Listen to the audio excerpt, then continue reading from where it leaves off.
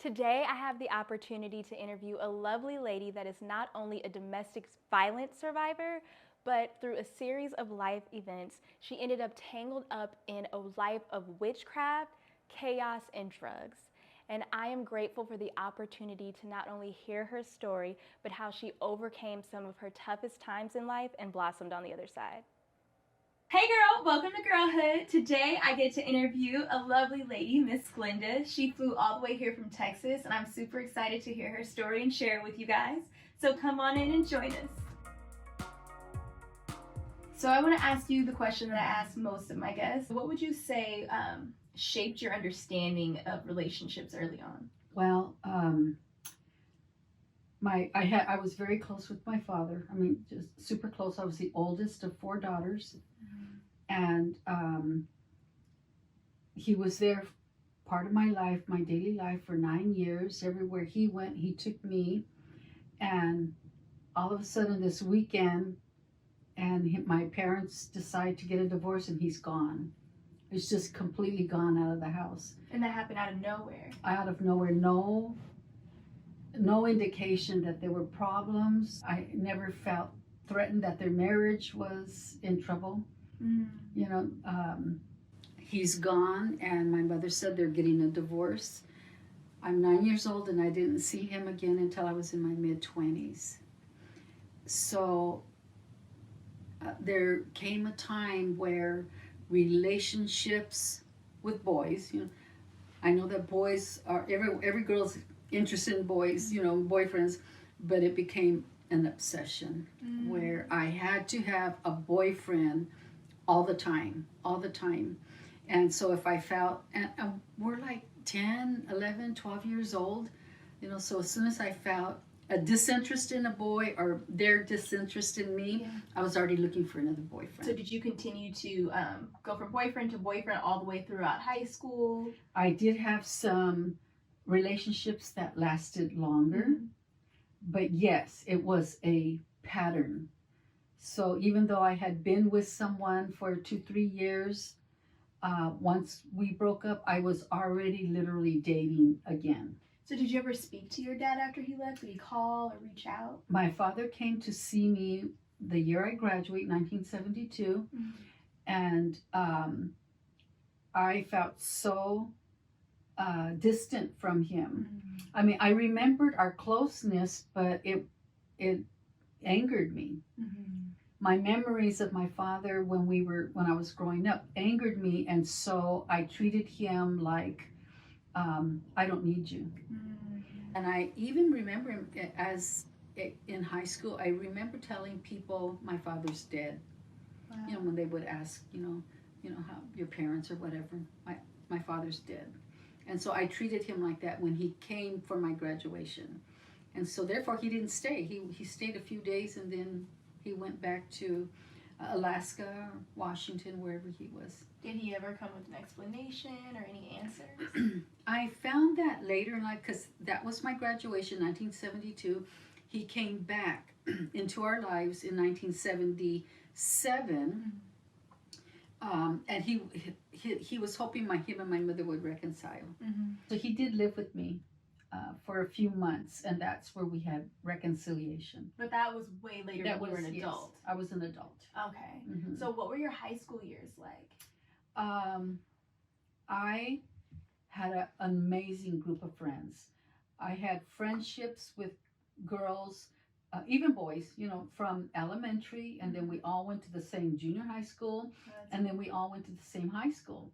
And all along the way, our little core group of friends, we would meet other girls. So literally when I was in high school, if all of us were together the same day, if we were all at school that day, there could literally be like 15 of us girls hanging around. Oh, that's cool. That's similar to my group of friends, actually. Just a big group. It almost becomes like a family. Yes. So I was high maintenance too. And I had a lot of personal problems because of, this underlying sense of abandonment that I had from my father, from the loss of my father. And so I was a high maintenance friend, and so they did put up a lot with me. So I've had really good friendships. I value relationships. Okay, so what were your relationships like with men at that time? Throughout high school. I didn't realize that I was angry at men and that I didn't really respect them. And then we were in the women's lib era. We're in the 60s, and I bought into all of that women's lib. I was very women's feminist. Once I was out of high school, I had many relationships. I was with more than one guy, you know. I didn't have one person. Gotcha. And it was because I am going to use them just like they've used women all these years. So I had a total lack of respect for men. I see. Mm-hmm. So when did you have your first son? I had been in a long standing relationship, and I had always been loyal. If I was with someone, I was loyal to them, and he was a high school boyfriend. Okay. And we were together all through early high school. Mm-hmm. I knew him 9th grade, 10th grade, 11th grade, 12th grade. And so we started going together 10th grade, 11th grade, 12th grade. As a senior, I met my son's father. And I was just so taken by his celebrity. He was in a band. Mm-hmm. He's very good looking. And I was very flattered that he showed me any attention, because all the girls were just throwing themselves at him. Mm-hmm. And so he wanted to meet me. And he was a friend of my friends. And so we started dating, and that was the first time in my whole life that I had two-timed on someone. I was still in a relationship with someone, and I started seeing him. Even though I always had an interest in boys, I was still a virgin. I mean, I would do everything but, you know, and so I was still a virgin. And so when he found out that I had an actual boyfriend, he made me choose. Okay. And he was just so exciting. Mm. You know, he was a little older than I was. He was in a band. He was he had those bedroom eyes. Oh, he was so good looking. And so I went for the superficial. Gotcha. Which is common at that age.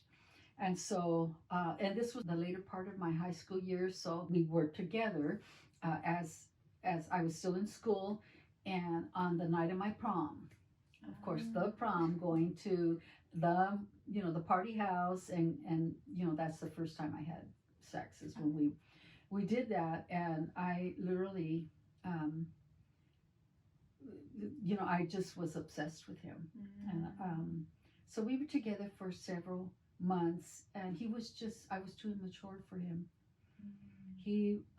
He was a really nice guy, and so we at one point broke up. Well, we were distancing ourselves from each other, but he was still coming to see me when I discovered I was pregnant.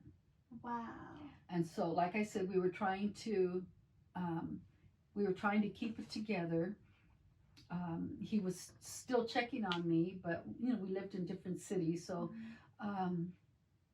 I just started really missing him, and I'm alone, and I'm pregnant, and so I was the one who called it off. And so this was soon after you graduated high school. Yes, that you're pregnant. Yes. Okay. Yes.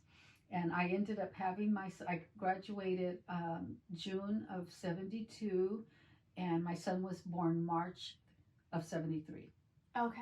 Mm-hmm. Okay. So I literally got pregnant, seems like on my prom night. Wow, your first time. Mm-hmm. Wow, I know you were not expecting that. Yeah.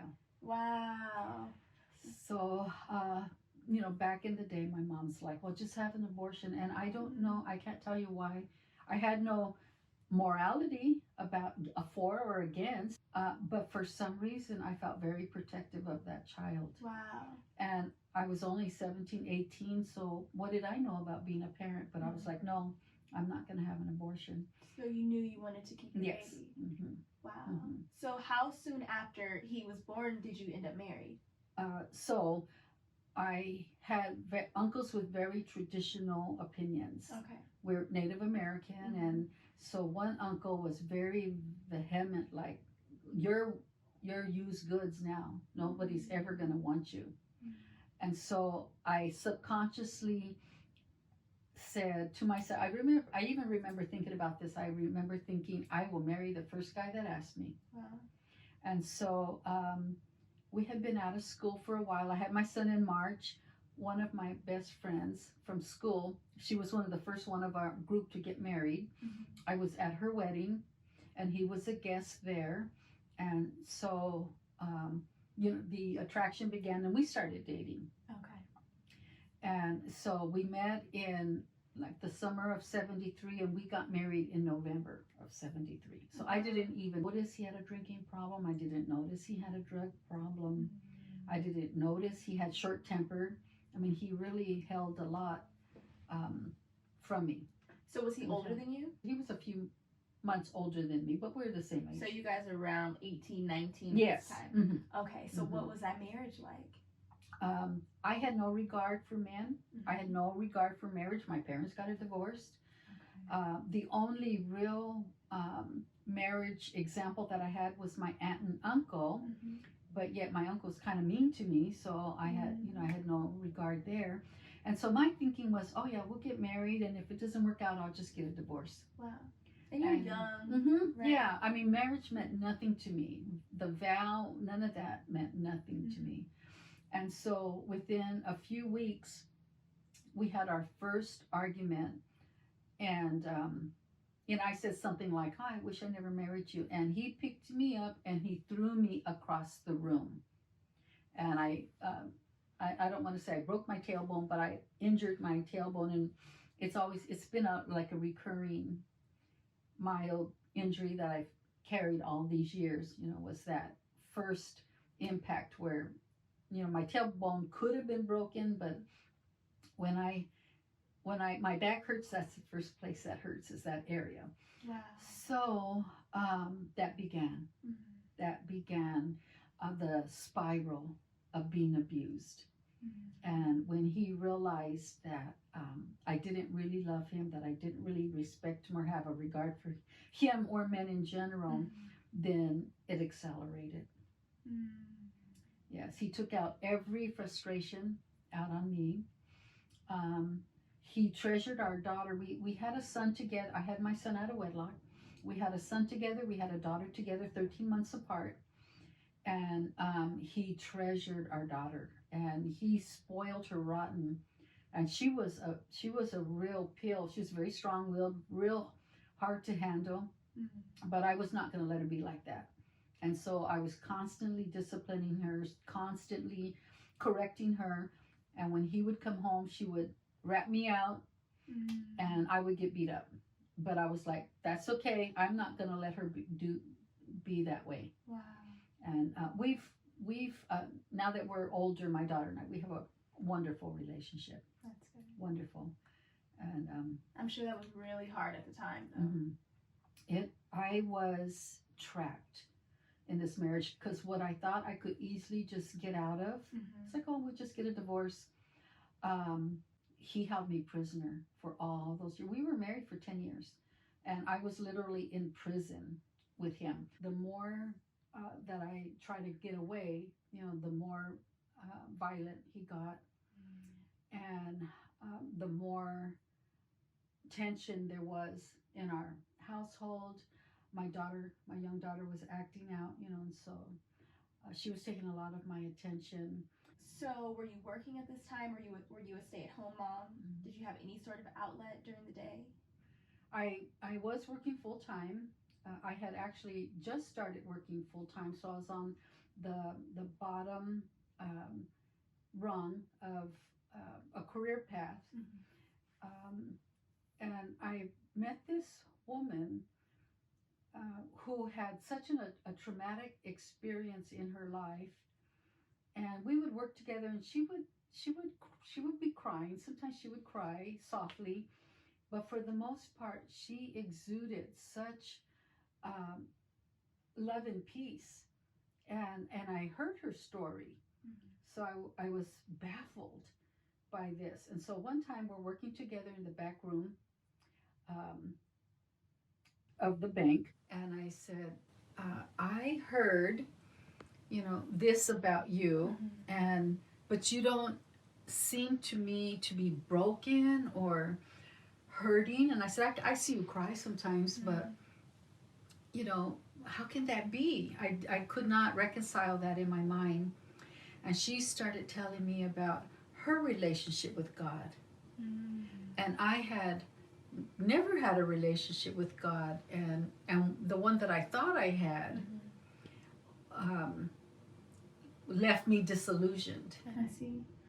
So I had this sense of, wow, I want what she has, because my home life was so miserable, so horrible. And if I could have the kind of peace and joy she had in the midst of that, that's what I wanted. And so she was a real draw for me. And so a few weeks went by, and she kept inviting me to church. I didn't want to go that route because to me it seemed too much like what I had come away from. Right. But I mean, her peace and joy was obvious and evident and so appealing to me. So did you ever go with her? Yes, I did. Finally, I broke down and I went on a Sunday by myself. My husband didn't want to have anything to do with it, and my kids were too little. So she prepared me for what was going to happen. Okay, there's going to be a Bible study, and then after the Bible study's over, the pastor's going to make an appeal. And she goes, "You want God, right?" I said, "Yeah." And she said, "Okay, you just go forward, when he makes the appeal." And so I went to the Bible study, and I went to church, and I listened to the Bible study. Nothing made sense to me. Okay. Nothing settled in my heart. There was nothing that he said. It was her personal relationship with God that you saw. That I saw. Is that what I wanted? And I said, okay, if that's how she got to that point, that's what I want. Okay. And so he made the appeal, and I already knew I was going to go forward because, she had prepared me for that. And so I went forward, and surprisingly, they did on-site baptism. So there was a couple of other people went forward with me, and then they took us into the back room, and we put on robes, and they baptized us right there at that moment. I had no idea what that was all about. I had no, I don't even remember anything about the service. So it definitely wasn't that. Yeah. But I went through the motions. Okay. So they put you under the water and brought you back up. You had no idea what was going on. I had no idea. And then you're surrounded by the members that are watching this. And so when I came up and was dressing and, like milling around with some of the people there, they were like, "Oh, God has a plan for your life. Oh, all of these good things they were saying to me." And I was like, God, has a plan for my life. God is, like, this is the best thing you could ever done. And I left there so excited just by what they were saying. That's a Sunday. The following couple weeks were horrendous. They were the worst time in our marriage. I mean, he just began acting out. He was so threatening and abusive. And I was so disillusioned. I thought God had a plan for my life. I thought this was going to be the best thing I ever did. And sure enough, about 2 weeks later, he came home drunk. I'm holding my baby daughter in my arms, and we have two younger. And so right away he starts ranting and raving, and most of the times I would just ignore him just to appease him so that he would pass out or whatever. But I do remember just having it up to here, and I did say something to him, and he reached out and I'm sitting with my back to the wall and I have my daughter on my lap, and he just reached out and punched me in the face and he broke my cheekbone. And so then he took me to the hospital. He took me to the ER. He actually literally almost dropped me off. And so I go in and they tell me it's broke. You know, your cheekbone is shattered. And the doctor's diagnosis with that was that I would need surgery. Okay. And so there was a resolve. I was like, okay, this man's gonna kill me someday. Be sure to click the link below to watch part 2.